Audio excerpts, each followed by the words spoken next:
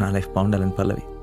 గుండె లోతుల్లో ఉంది నువ్వేగా, నా సగమే నా జగమే నువ్వేగా. క్రిస్టి లైఫ్ బాగుండాలని అరుణ్.